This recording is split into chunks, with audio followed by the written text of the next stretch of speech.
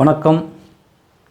நான் Rotarian Manavai Y பங்கிராஜ், Manavai Courtallam மணப்பாறையிலிருந்து பேசுகிறேன். இப்போ நம்ம ஒரு வீடியோ பதிவை பார்க்க போகிறோம். அதில் நம்முடைய முன்னோர்கள் வாழ்ந்த பசுமை நிறைந்த இயற்கையான சுற்றுச்சூழல் எப்படி இருந்தது, இப்போ நம்ம அதை தொடர்ந்து பாதுகாக்காதனால நம்முடைய குழந்தையோட எதிர்காலமே கேள்விக்குறி ஆயிடுச்சுங்கிறத எத்தனை பேர் உணர்ந்துருக்குறோம். இப்போ உணர்ந்த பின்னாடி நம்ம என்ன செய்யணும், எப்போ செய்யணும், எப்படி செய்யணும் அப்படிங்கிறத பற்றி இந்த பதிவில் பார்க்க போகிறோம். நம்முடைய தலைநகரான டெல்லியில் இப்போ காற்றை காசு கொடுத்து சுவாசிக்க வந்துட்டாங்க. அதுவும் ஒரு நபருக்கு 1/4 மணி நேரத்துக்கு 299 ரூபா கொடுத்து சுவாசிக்கணுமா. இந்த கொடுமையான செய்தி எத்தனை பேருக்கு தெரியும்? சரி, தெரிஞ்ச பின்னாடி நம்ம என்ன பண்ணிகிட்ருக்கோம்? நம்ம பசுமையான இயற்கை சுற்றுச்சூழலை பற்றி பட்டிமன்றத்தில் பேசுகிறோம், ஃபேஸ்புக்கில் வாட்ஸ்அப்பில் வெளியிடுறோம். அதை ஆரம்பத்தோடு பாட்டு பாடி சோகமாக வெளியிடுறோம். ஆனால் என்ன செய்யணுங்கிறத பற்றி யாராவது சிந்திச்சோமா, அதை பற்றி நடவடிக்கை எடுத்தோமா, பேசினோமா? நம்முடைய அவசர உலகம் நினச்சிட்டு நம்ம ஓடிக்கிட்டே இருக்கோம். இந்த மாதிரி சுயநலத்தோடு நம்ம தொடர்ந்து இதே மாதிரி ஓடிக்கிட்டே இருந்தோம்னா நம்ம ஓடுறதுக்கு உலகம் இருக்குமோ ஒழிய நம்ம மனுஷன் இருக்க மாட்டோம். ஏன்னா ஒரு காலத்தில் தண்ணியை நம்ம காசு கொடுத்து குடிப்போம்னு நினச்சோமா? அதெல்லாம் வராதுன்னு தான் நினச்சோம். ஆனால் இப்போ என்ன ஆச்சு? எல்லாம் பழகி போச்சு. இப்படித்தான் இன்றைக்கி இது வராதுன்னு நினைப்போம். ஒரு காலத்தில் இந்த தண்ணி மாதிரியே காசு கொடுத்து சுவாசிக்கிறது இயல்பாக்கிறோம். இதுதான் நம்முடைய குழந்தைகளுக்கு நம்ம காலத்தில் நம்ம விட்டு சொல்லக்கூடிய இயற்கையாது. இது எவ்வளோ பெரிய கொடுமையான விஷயம். இப்படியே எல்லாமே அரசு பார்த்துக்குன்னு அசால்ட்டாக இருந்தோம்னா இப்போ நாமளும் காசு கொடுத்து சுவாசிக்க வேண்டிய நிலைமை வந்துடும். இதை மாற்றுறதுக்கு நம்ம ஒரு முடிவெடுக்க வேணாமா? இதை 2 விதமாக செயல்படுத்தணும். ஒன்று, மழை காலத்தில் மழை நீரை காட்டிலும் வீட்டிலும் சேமிக்கணும். 2, மரங்களை அதிகமாக வளர்த்து வனமாக உருவாக்கணும். 2 விதமாக செயல்படுது. இல்லை, முதல் விதத்தை நாங்கள் எப்படி செய்யணுங்கிறத செய்து காமிச்சு மாற்றிவிடுங்கிற தலைப்பில் யூடியூப்பில் வெளியிட்ருக்கோம். அதை நீங்கள் யூடியூப்பில் போய் பார்த்து தெரிஞ்சுக்கிட்டு செயல்படுத்துங்க. 2வது திட்டமாக இந்த மரங்களை எப்படி வளர்க்குறது அப்படிங்கிறத நாங்கள் மரக்கன்றுகளை நடுறதை விட மரக்கிளைகளை வெட்டி நட்டு ஒரு குறுகிய காலத்தில் ஒரு பெரிய மரமாக்குறது எப்படிங்கிறத நாங்கள் செய்து காமிச்சு வெற்றியும் கண்டிருக்கோம். அதை பற்றி ஒரு செய்தித்தாளில், மாலை மலர் செய்தித்தாளையும் வெளியிட்டிருக்காங்க பெருமையாக.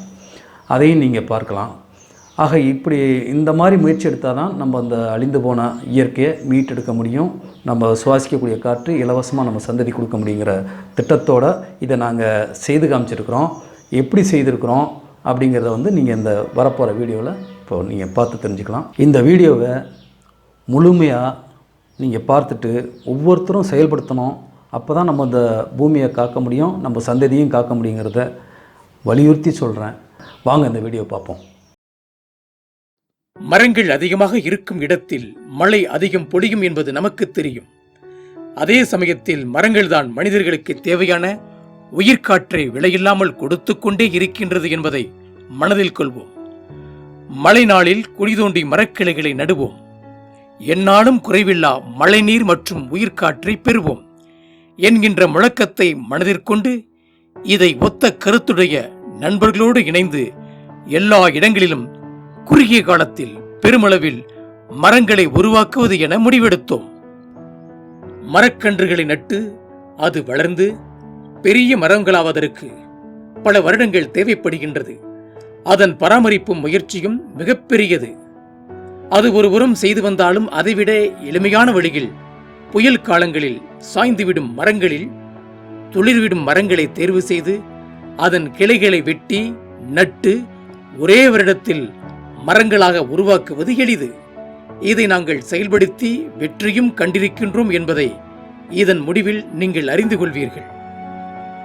இந்த திட்டம் உருவாவதற்கு காரணமாக இருந்து இன்று வரை தொடர்ந்து முழு ஆதரவு தந்து கொண்டிருக்கும் எங்களது மணவை கிங்ஸ் ரோட்டரி சங்க உறுப்பினர் ரொட்டேரியன் டாக்டர் செல்வம் அவர்களின் விருப்பத்திற்கிணங்க இந்த முறையை நம் நாட்டில் உள்ள ஒவ்வொருவரும் பின்பற்ற வேண்டும் என்கின்ற நோக்கத்தின் அடிப்படையில் பொதுமக்கள் அனைவரும் போகும் வழியிலேயே எளிமையாக பார்க்கும் பொது இடமாக இருக்கக்கூடிய தேசிய நெடுஞ்சாலையே பொருத்தமானது என முடிவெடுத்தோம்.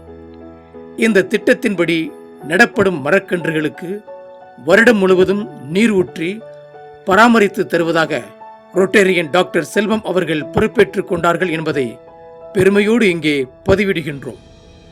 அதன் பிறகே மணவை கிங் சங்கத்தின் பொறுப்பாளர்களோடு ஆலோசித்து அனைவரின் ஆதரவோடு இத்திட்டத்தை முறையாக செயல்படுத்துவது என திட்டமிட்டோம்.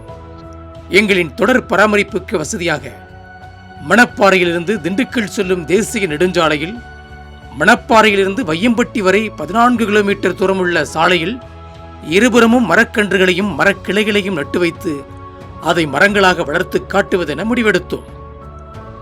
முதற்கட்டமாக மணப்பாறை வையம்பட்டிக்கு இடையில் உள்ள ஆவரம்பட்டி பிரிவில் 11/10/2019 அன்று மணவை கிங்ஸ் ரோட்டரி சங்கம், மணவை செல்வரத்னா மெடிபார்க் மற்றும் கார்த்திகேயா பாலிடெக்னிக் கல்லூரி மாணவர்களோடு இணைந்து 50 ஆலமரக் கிளைகள் மற்றும் 100 வெவ்வேறு வகையான மரக்கன்றுகள் நடும்பணியை தொடங்கினோம். இதோ ஆவாரம்பட்டி பிரிவில் நடுவதற்காக சாலை ஓரத்தில் ஜேசிபி மூலம் 2.5 அடி நீளம், அகலம், ஆழம் கொண்ட குழி எடுக்கப்படுகின்றது.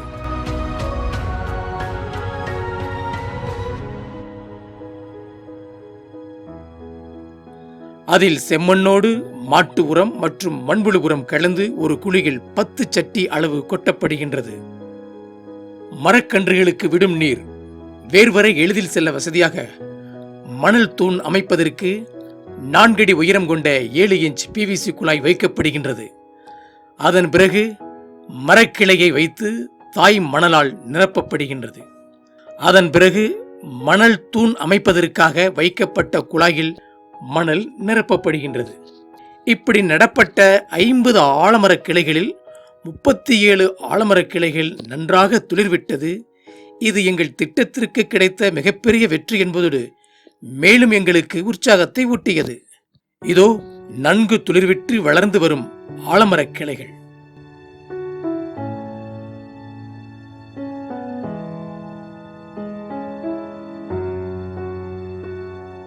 மேலும் 11/11/2019 அன்று தொடங்கிய 2ஆம் கட்ட பணியில் 92 அரச மரக் கிளைகளும் 100 வெவ்வேறு மரக்கன்றுகளும் நடப்பட்டது. இதோ அந்த காட்சிகள்.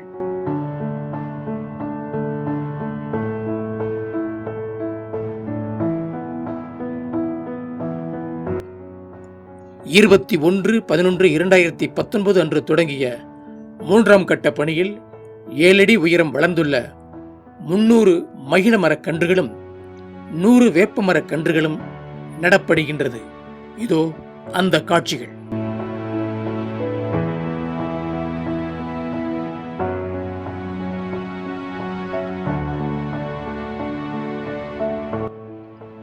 மேலும் மரக்கன்றுகளுக்கு வேலி அடைக்கும் பணி நடைபெறுகின்றது.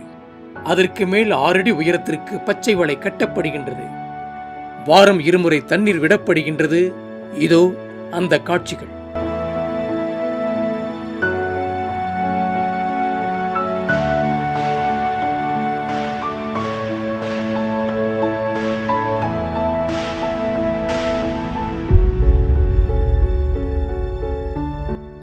குறிப்பாக மரக்கன்றுகள் நடப்படும் இடத்திற்கு அருகிலுள்ள வீடுகளுக்கு சென்று இந்த திட்டத்தின் நோக்கத்தையும் அதன் செயல்பாடுகள் மற்றும் அதை பாதுகாப்பதன் அவசியம் பற்றியும் எடுத்து கூறிய பிறகே மரக்கன்றுகளை நட்டு வருகின்றோம்.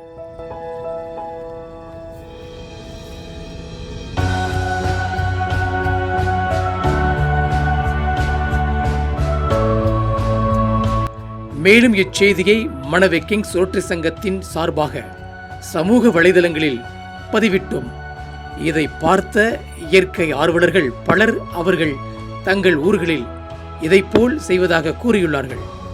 சிலர் அவர்களால் முடிந்த பண உதவியும் செய்திருக்கிறார்கள் என்பதை பெருமையோடு தெரிவித்துக் கொள்கின்றோம். இது எங்களது முயற்சிக்கு கிடைத்த மிகப்பெரிய வெற்றியாக கருதுகிறோம். இதுபோன்ற விழிப்புணர்வு செய்தியை நாடு முழுவதும் கொண்டு செல்ல வேண்டும். அப்பொழுதுதான் கண்டிப்பாக மாற்றம் உருவாகும்.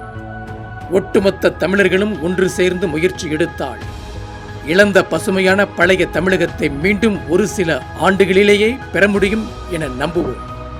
இன்றே செயல்பட தொடங்குவோம். நன்றி.